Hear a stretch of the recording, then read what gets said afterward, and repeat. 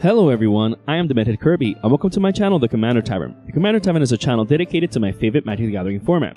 A Fly is a series where I review the latest release or upcoming set for any and all cards that might have some form of impact in Commander. These episodes will be done under the assumption that you've already seen all of the cards in a set that isn't meant to be a spoiler video. This video is my own analysis on the cards I feel are most useful in the Commander format. A Fly is a sampling of several brews, so in this episode I will be sampling all cards from the previously spoiled Zendikar Rising. Due to viewer input, this episode of A Flight will be broken down into two parts. Part 1 will be my evaluation of the legendary creatures of the set, and Part 2 will be my evaluation of the rest of the cards of the set. So if you want to see how useful the rest of the cards of the set are, follow the link above to Part 2 of the episode once it becomes available. If you want to see the deck list for any of the decks I mentioned throughout the video, you can find links to them down in the description. If you like any of the cards I'll be mentioning, please consider using my TCG Player affiliate link when purchasing those cards. You can find a link to it down in the description. It'll really help out the channel. The best way you can help support the channel is with my Patreon. For $1, all patrons get early access to scheduled videos on YouTube, and higher tier patrons get access to the VIP section of my Discord server. You can find a link to both down in the description. Alright, let's get back to the episode. Zendikar Rising, or Return to Zendikar, is the 85th expansion. It's a large set with 280 cards, so this will be quite the sampling. Since the focus is on cards useful for Commander, let's begin with the legendary creatures in the set. There are quite a few legends in this set, so let's get to it. There are no mono-white commanders in this set, but there are two mono-black ones. Guess WotC just gave up on even bothering to try and make mono-white commanders altogether, but I'll save any other cracks at mono-white commanders for now. Mono-blue only got one new legendary creature, Charax the Raging Isle. A 0/17 Leviathan crab for just 4 mana is amazing stats. It also has a static ability where any spells that opponents cast on Charax cost 2 more to cast. It also has an activated ability that pumps up its power at the expense of its toughness depending on the number of islands you have in play. As a mono-blue commander, it won't be that easy to ramp into many islands. You'd have to include cards that put multiple islands on the battlefield at once, or at least one while you're ahead, like Wayfarer's Bauble, Burnished Heart, Myriad Landscape, and Dreamscape Artist, just to name a few. At least Charax does include non-basic lands that have the island subtype, so you can still take advantage of Mystic Sanctuary and Moonring Island. However, it'll take so many turns to make Charax into a viable Voltron commander that you're better off pulling a different aggro or Voltron mono-blue deck. That being said, Charax can 100% go into a deck like Phenax, God of Deception, for which you can find a link to a deck video in the description. With just 4 mana, you'd be able to mill an opponent for 17. Since Charax can be cast on curve, it'll be on the battlefield before Phenax, and then you can tap it to mill for a ton of cards. It might not be as good as Tree of Perdition, which has the potential of milling for 40, but it is better than other big bottom creatures in the 99 that's used for milling. So it's the second best miller in a Phenax deck, so it's an auto include there. As I previously mentioned, Mono Black got 2 new legends. The first one is Drana the Last Blood Chief.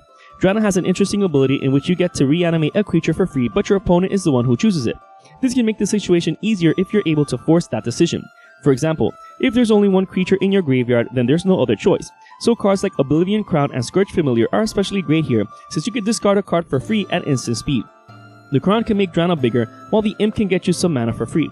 Some other good choices are Grimoire of the Dead and Key to the City. The key is great to not only make Drana unblockable, but the fatty you reanimated earlier as well if that's your target. You can also pay 2 to draw a card when it untaps. The Grimoire is another good card for this deck since you can use it to reanimate all graveyards under your control. It will take some setup, so unless it's dealt with, you can empty your hand into your graveyard and then reanimate all of your fatties. You can also make your opponent's decisions harder by getting certain creatures out of your graveyard. Tortured Existence is probably the best card for this deck. For 1 mana, you're essentially swapping creatures in your graveyard for your hand, so if you have something better in your hand to reanimate, you could swap them out. Phyrexian Reclamation can reduce the creatures in your graveyard and then send them to your hand. That way you can only leave the ones that are chosen by opponents. All in all, the deck doesn't have to revolve around this ability, but it's great to know that you can manipulate which creature you want to cheat on the battlefield by keeping as few of them in the graveyard as possible. The second mono-black legend is Tabarax Hope's Demise. Now, I already made a deck tech video on Tabarax, which you can find in the link above, that focuses on Shadowborn Apostle. So I won't get into too much detail because I already do in that episode of the brewery. So if you want a more in-depth explanation for that kind of deck, just check out the link, which you can also find in the description. However, that's just one way to build around Tabarax. Tabarax can also be used in an Aristocrats deck that doesn't heavily rely on clerics. It just so happens that if that creature dying is a cleric, you get a nice bonus, which is why I included so many Shadowborn Apostles in my deck. But you can still make an Aristocrats deck with other creature types for the same value. If you do go with the cleric's route though, Roundlung Reanimator is an amazing card, even in my Shadowborn Apostles build, since it creates a 2/2 zombie every time a cleric of yours dies. There are also amazing clerics you can include with Tabarax, but I feel like if you wanted to build a cleric tribal deck, Aura Skyclave Hierophant would be a better choice. Luckily, he's in this set, so I'm going to discuss him further on. In fact, you can even include Taborax in an aura build. Mono Red got Moraug, Fury of Akoum. On its own is a 6/6 for 6 mana that pumps your attackers each time they attack. The reason this is relevant is because Moraug gives you an extra combat step with its landfall ability. That's right, every time you drop a land you get an extra combat step, for free. Even in Mono Red, which doesn't have many ways of ramping beyond colorless effects, with just paying a flesh land, you can get 2 additional combat phases. And each time you attack with your creatures, they get pumped +1/+0, and then untapped at the end of each combat. Oh, and it's not just the creatures that you attack with, but all of your creatures. So if you tap down Walking Atlas to drop an additional land that turn, it will untap and you'll be able to drop down yet another land to trigger Moraug an additional time. That's just insane. You can also use it to tap and untap mana dorks or other utility creatures too. You can include Crucible of Worlds to play a fetch land each turn and get 2 triggers just from that, giving you a total of 3 combat steps each turn. It doesn't even have to be one of the expensive fetch lands. You can achieve the same effect with Terramorphic Expanse and Evolving Wilds since they don't enter the battlefield tapped. The basic mountain they'll be fetching for will, but what you care about is the multiple landfall triggers per turn. Moraug is just insane all on its own. However, as one of the 99 in any landfall based deck, it's even crazier. For example, in my Zada Hedron Grinder deck, I have multiple ways to cheat a ton of lands onto the battlefield when I put them there from the library. For a more deeper understanding of what I mean, just check out my Zada Hedron Grinder deck tech video. You can find a link to it down in the description along with the other links of the episode of the brewery I'll be referring to throughout this video. With Moraug in play, I can get an insane amount of combat steps and win the game that same turn. And more obvious than Zada, Moraug is a 100% auto-include as one of the 99 in Cethron Hurlon General.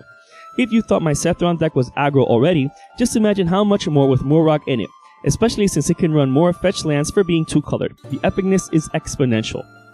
Mono Green also only got one new commander, Ashaya Soul of the Wild. Ashaya is another commander I already made a deck tech video for, which you can find in the link above. So if you want a more in-depth analysis on how to build Ashaya, just follow that. You can also find a link to it in the description. There's 12 multicolored commanders in this set. The white-blue one is Linvala Shield of Seagate. Linvala isn't as good a white-blue commander as commanders go. She is a 3/3 flyer for 3 mana, which is okay, and you can also sacrifice her to give your creatures either indestructible or hexproof until end of turn. So you can't even give them both, you have to choose one. But at least her being so cheap means that you can use this ability at least once or twice when you really need to protect your creatures. She can also detain a non-land permanent until your next turn, but this only triggers at the beginning of combat on your turn and only if you have a full party. This means that this ability is quite conditional. That being said, there are plenty of great clerics, wizards, and rogues in these colors with a couple of warriors you can find. Fortunately, Linvala can already count herself as a wizard. Since she has no clear-cut way of brewing, you can go any route.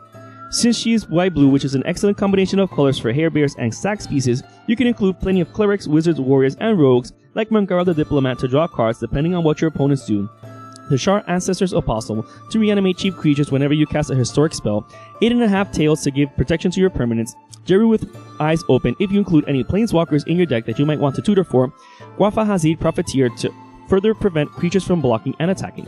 Sure, your opponents draw a card when you do, but you might use it for politics, and while I'm at it, notice how there's a whole bunch of legendary creatures I'm mentioning. You can also go this route and have a legendary tribal sub-theme to tie it all together since there are plenty of legendary clerics, wizards, rogues, and warriors in these colors. That way you can also take further advantage of the historic mechanic with Raph Capuchin's Ship's Mage, as well as Teshar. Going full-blown party isn't going to be easy to build around since you're basically devoting your tribal things between 4 creature types. But there are so many good cards that you can at least always have a full party. That being said, if you don't really care about having an actual party class in your deck, but still want to trigger Linvala's ability, you can include Mistform Ultimus, which is a legendary creature that has all 4 of those creature types to try and complete any missing party member, and any white and or blue changeling to do the same. The best one that comes to mind to always help achieve a full party is Mirror Entity. As long as you have 4 creatures, if they all have all creature types, then you have a full party. Either way, the best party commander is Tazri Beacon of Unity, which I'm going to discuss at the end of this list. So you might as well build Tazri if you want to play with Linvala included there as one of the 99 if you want to. Blue-Black got Zarath Sam the Trickster. He is another commander I already made a deck tech video for, which you can find in the link above. So if you want a more in-depth analysis on how to build Zarath, just follow that. You can also find a link to it in the description. The Black-Red commander from this set is Zagras Thief of Heartbeats. Another commander that benefits from having a full party, Zagras has the potential of costing only 2 mana for a 4/4 vampire rogue with flying, death touch, and haste, which is definitely nothing to scoff at. Similarly to Linvala, you can include a couple of cheap changelings like Changeling Outcast and Universal Automaton in order to always have 2 of whatever class you need to complete your party. Even if these are just small fry, Zagras does give Death Touch to all of your creatures so they can at least be attack deterrents. Additionally, Zagras also makes your creatures kill planeswalkers with any amount of damage. Now, is Zagras a good commander? Not really. He's not even good as a Voltron commander since he still needs at least 3 more power to be a 3-turn clock. That being said, he's better suited as one of the 99 in aggro decks where he can give his Death Touch ability to a horde of creatures. Red-Green got Phylath World Sculptor. Phylath is basically an incredibly nerfed Avenger of Zendikar since it only counts basic lands. Granted, in a 2-colored deck that isn't really an issue. However, it doesn't even put a +1/+1 counter on all of your plants, just one plant. So while it is a considerable amount, Phylath is clearly more for going tall than going wide. That being said, I would play Phylath as a Voltron commander and include Amorphous Axe and Rune Stalactite. That way, when Phylath is equipped with either of them, it's also a plant and can place the 4 +1/+1 counters on itself. However, if you go about this method, you won't be able to blink Phylath to create a bunch of plants and go wide with Conjurer's Closet. Unfortunately, blinking it will have you lose its counters. You would also have to include the Ozolith to store those +1/+1 counters on it and then return them, or maybe to a different creature altogether, at the beginning of your next combat step. However, I don't really see the potential in Phylath neither as a token commander nor a landfall commander, especially with some of the better red-green token landfall commanders like Omnath Locus of Rage. If I wanted to build a token-based landfall commander in red and green, I'd just rather build Omnath instead. The green-white commander is Yashim Implacable Earth, a 4/4 elemental boar for 4 mana that puts a basic plains and forest from your library into your hand when it enters the battlefield. This might not straight up ramp like Karametra God of Harvest does, but it's also limited to basic lands unlike the Goddess, but at least can be used with blinking effects.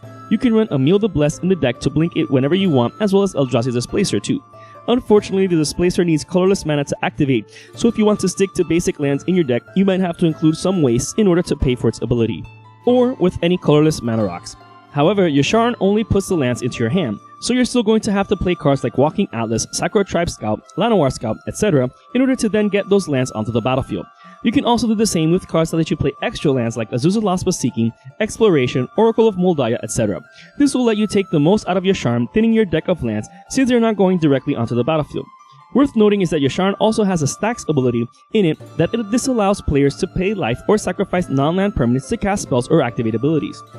This means that even though it won't stop fetch lands from getting cracked, it'll stop Force of Will from being cast for free, and will also shut down a ton of aristocrat decks. So if you have a meta full of these, then Yasharn is a great commander for it. The white-black commander is Aura Skycop Hierophant. Interestingly enough, Zendikar Rising didn't have a unique buy a box promo like Ren and Ciri, Firesong and Sunspeaker, or Kenrith. We just got an extended art version of Aura. I still don't know how I feel about that, but I'll get back to Aura. He's definitely the commander for a Cleric tribal deck. He has an amazing ability that allows for reanimation as well as aristocrats. Aura is such an amazing commander that I'm actually currently brewing a deck for him. In fact, he's the next episode of the brewery. So if you want to see a more in-depth analysis of Aura, hit that notification bell and stay tuned. The red-blue commander is Kaza Royal Chaser. Kaza has an ability that reduces the cost of the next instant or sorcery spell you cast depending on the amount of wizards you control, so naturally you'd want her at the helm of a wizard tribal and or spell slinging deck. Have enough cheap wizards on the battlefield and casting beefy spells like Expropriate, Time Stretch, and Overloaded Cyclonic Rift, etc. Or even to just make it easier to cast more epic X-costed spells like Stroke of Genius, Blue Sun Zenith, Pull from Tomorrow, etc. So she can definitely go a long way. It's quite unique to have a pseudo mana dork in blue-red since it almost feels like you're tapping her down for mana. Going down the wizard route, you can take further advantage of your wizards with Azami Lady of Scrolls and turn them into draw engines as well, or use them to exile opponents' libraries with Supreme Inquisitor. You can also use your wizards to attack too if you gather enough of them and have Coat of Arms on the battlefield or Shared Animosity for when they actually go into the red zone. You can also generate a ton of wizards with Dawson of Perfection, which, when it transforms into Final Iteration, pumps all of your wizards and gives them flying too. It still makes wizard tokens as well, so that doesn't change. Kaza is another deck I'm currently brewing for a future episode of this current season of the brewery, so if you're looking for a full-fledged deck tech for her, stay tuned.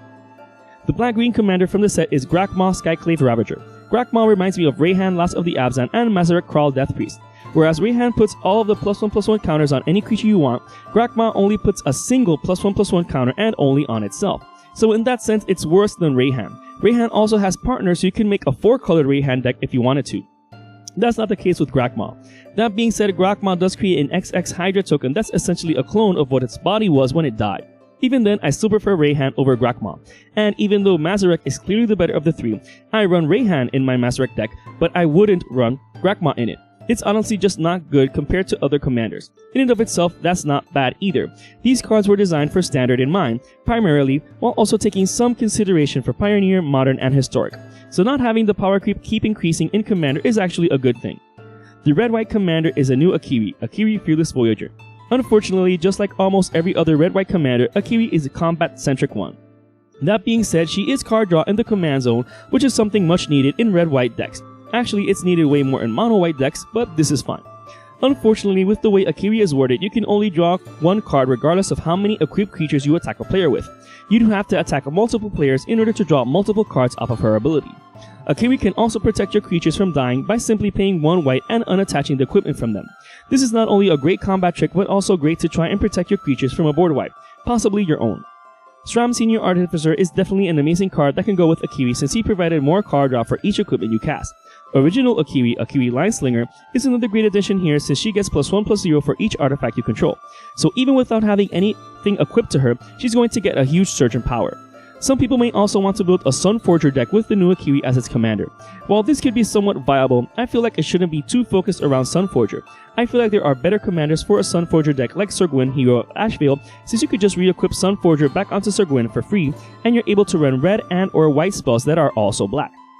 That being said, the new Akiri can definitely be used at the helm of an aggro deck that balances equipment as well as combat tricks. The last two-colored legend is the green-blue one, Verisol the Split Current.